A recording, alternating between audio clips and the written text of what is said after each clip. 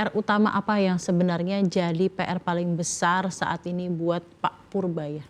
Ya, sebenarnya kalau masalah saat ini ya yang harus dipecahkan adalah membangkitkan kembali daya beli masyarakat. Iya, Ya. Sekarang ini kan daya beli sangat cukup bisa dibilang turun lah gitu ya, karena memang adanya beberapa isu ya, terutama isu likuiditas gitu ya, isu gejolak geopolitik di luar, juga isu ekonomi dan lain sebagainya. Jadi bagaimana nanti ke depan Pak Purbaya bisa membuat kebijakan-kebijakan yang bisa menstimulus daya beli masyarakat lagi gitu ya. Tentunya tadi kaitannya juga ke masalah likuiditas di perusahaan-perusahaan di swasta gitu ya. Karena itu juga akan berpengaruh ke daya beli, dengan swastanya kinerjanya bagus sehingga penghasilan masyarakat juga yang terdampak juga akan kembali naik gitu kan.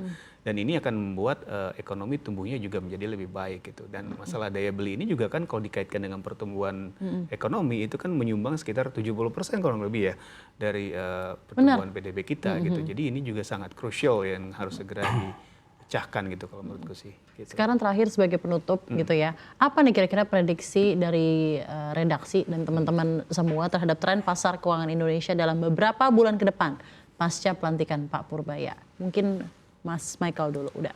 Iya, kalau kita lihat karena ini sifatnya temporer ya, harusnya ke depan itu pasar keuangan akan kembali pulih ya. Investor asing pasti akan melihat secara fundamental ekonomi Indonesia itu masih cukup baik gitu, apalagi dibandingkan banyak negara gitu. Ekonomi yang tumbuh sekitar 5%, terus di sisi inflasi kita juga masih dalam kondisi aman gitu. APBN terjaga, defisitnya di bawah 3%, terus kita lihat juga transaksi berjalan juga masih dalam kondisi yang terjaga itu. Jadi tidak ada isu yang signifikan sehingga investor itu tidak mau berinvestasi di Indonesia. Paling mungkin selain tambahan lagi ya sedikit dari selain daya beli yang mungkin jadi concern harus diupayakan oleh Pak Purbaya adalah masalah investasi gitu. Pemerintah harus bisa menghadirkan insentif-insentif yang lebih baik lagi sehingga bisa bersaing dengan negara tetangga, sehingga banyak investor itu nggak cuma masuk ke pasar modal tapi juga ke sektor real.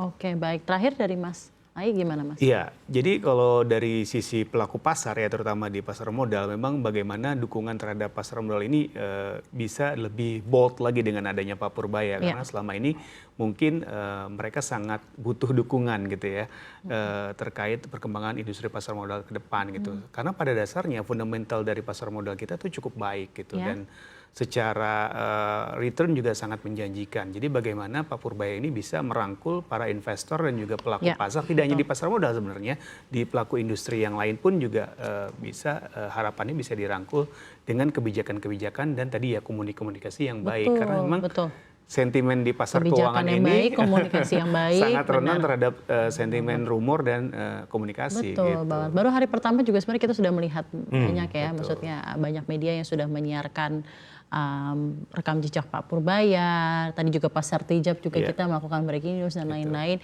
Kita harapkan semoga Pak Purbaya Yudisadewa amanah ya menjalankan tugasnya seperti sebagai Menteri Keuangan Republik Indonesia dan bisa tercapai lah ya intinya target ekonomi Indonesia menuju 8%.